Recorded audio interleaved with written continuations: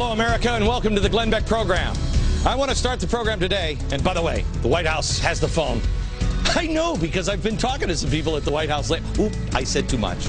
But I know they have the phone number, and they can call anytime.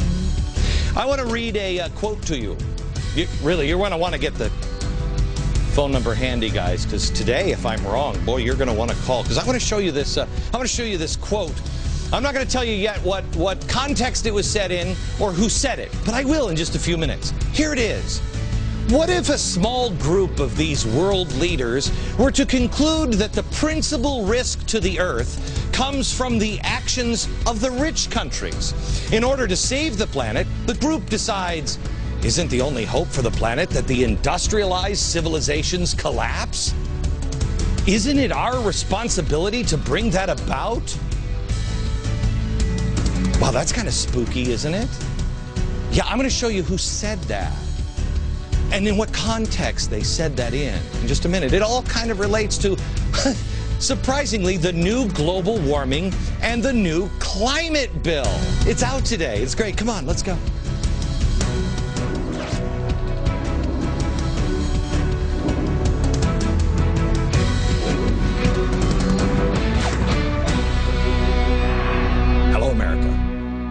The earth has a temperature, a boo-boo.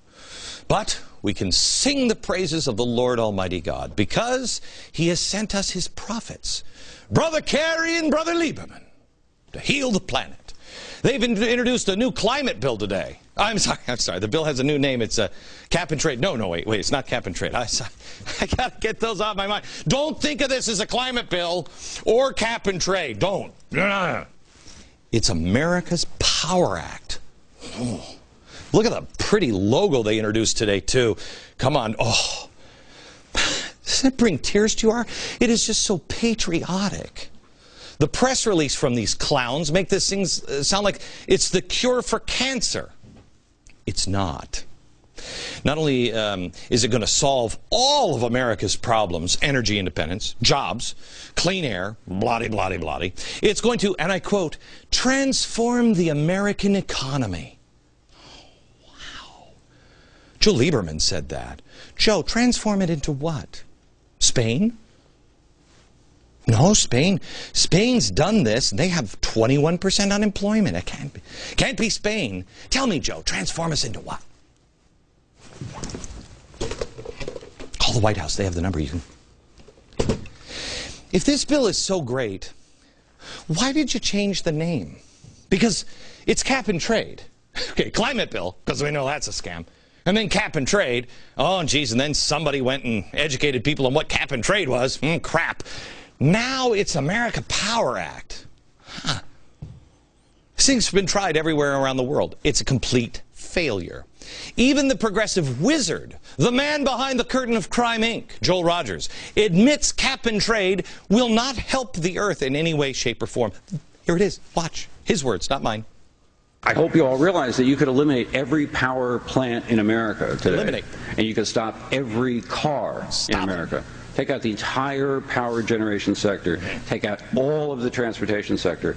And you still wouldn't be anywhere near 80% below 1990 levels. You'd be closer to 60%. You'd be at around 68%. And that's bringing the economy to a complete halt, basically. So we could all live in teepees, and we still won't save the earth. Wow, that's going to create a lot of... We're going to be all... We all have to start making teepees. We all have teepee jobs. So it doesn't sound like it's going to save the earth. There's no evidence anywhere this has been tried that it would create jobs. It kills jobs. I think it's 2-to-1 kills jobs. So there must be something else behind this. Maybe it's going to be a miracle. Because Brother Kerry is on a mission from God. Watch this. If President Obama gets involved, if Harry Reid and all of us pull together, I think this could pass. And the reason it can pass is that we have the broadest base of support, as I said. We have faith-based community support for this bill. We have generals and admirals who believe this is essential for American security. We have major business leaders who believe this will create jobs and make us competitive. Yes, yes. And some people, I won't Because I'm an adult and a parent, I won't tell you about Christmas that just crossed my mind. But yes, I'm sure there are people that believe this will create jobs. And the churches are behind this movement. So it must be pure as a driven snow because the churches are. Sounds great. Where do I sign up? Oh, you know what? I found a coalition of faith-based groups. It's great. Let me show you the website because I had to... It's the Eco-Justice Program, the National Councils of Churches of Christ. And look, it's such a pretty scene with 3 different churches. Is there a synagogue anywhere or a mosque? There must be someplace because they're all together for eco-justice. This is fantastic. They launched a climate change leadership training program for Jesus. Where do I donate? I had to click on donate. Support our work. I had to go there and donate the National Council of Churches for Eco-Justice. Now, right here at the bottom of the page, but this is only if you're paying attention. Right here, it's great. It says the democracyinaction.org group. Democracy in Action. That sounds very patriotic. I had to click, find out what they're all about. Okay, so we clicked on it. There it is, Democracy in Wiring the Progressive Movement. Uh-oh. A 501c3 nonprofit organization itself believes technology can be a decisive force for social change. We exist to empower those who share our values of ecological and social justice to advance the progressive agenda. Oh. America, if you don't get it yet, you will. This is why the Huffington Post / Washington Post / Jim Wallace / Obama advisor has been dropping bags of hammers on me for the last few months, smearing me. Why? Because I brought your attention to the lie of social justice. I told you social justice, as understood by Jim Wallace and those in the progressive left, like Jeremiah Wright, those people understand it as Marxism, redistribution of wealth. Churches don't like to use those terms. Progressives do. Churches don't. Some churches use it for missionary work. And if Jesus is telling you to volunteer your time or money to do something, that's great. Social justice, the way it was originally intended? No. Redistribution of wealth, know the difference. I challenge you to find social justice in the Bible. Find the 2 words. I challenge you to find social justice in any founding document. Now I challenge you to find the progressive movement that doesn't use the word social justice.